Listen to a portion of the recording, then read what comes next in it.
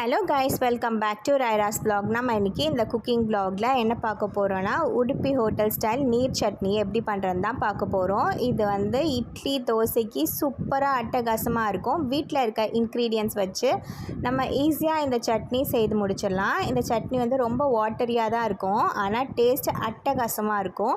Try பண்ணிவிட்டு எனக்கு comment செக்ஷனில் எப்படி இருக்குன்னு சொல்லுங்கள். வாங்க எப்படி பண்ணுறதுன்னு பார்த்துடலாம்.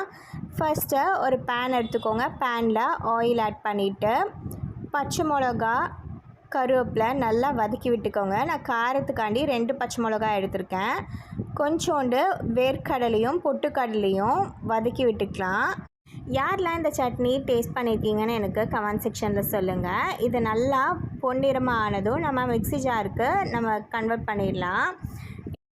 இது கூடவே நம்ம வந்து சில பொருள் ஆட் பண்ண வேண்டியிருக்கும். இஞ்சி, தேங்காய், நான் வந்து 2 பத்தை தேங்காய் எடுத்திருக்கேன். உப்பு தேவைக்கு ஆட் பண்ணிவிட்டு கொத்தமல்லி போட்டிருக்கேன்.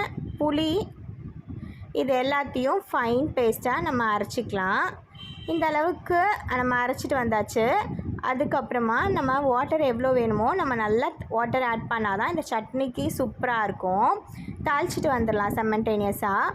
அதே பேனில் கடுகு, உளுத்தம்பருப்பு, எண்ணெய் ஊற்றிட்டு கருவேப்பிலை, வரமிளகா கிள்ளி போட்டு தாளித்தோம் அப்படின்னா அட்டகாசமான சட்னி ரெசிபி சூப்பராக ரெடி ஆகிடுச்சு.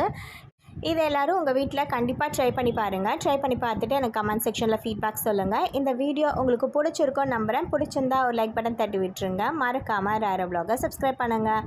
இதோட இந்த vlog ரெசிபி முடியுது. இன்னொரு vlogல இன்னொரு ரெசிபியோட நான் உங்கள் எல்லோரையும் மீட் பண்ணுறேன். அது வரைக்கும் தேங்க்ஸ் ஃபார் வாட்சிங். Bye bye.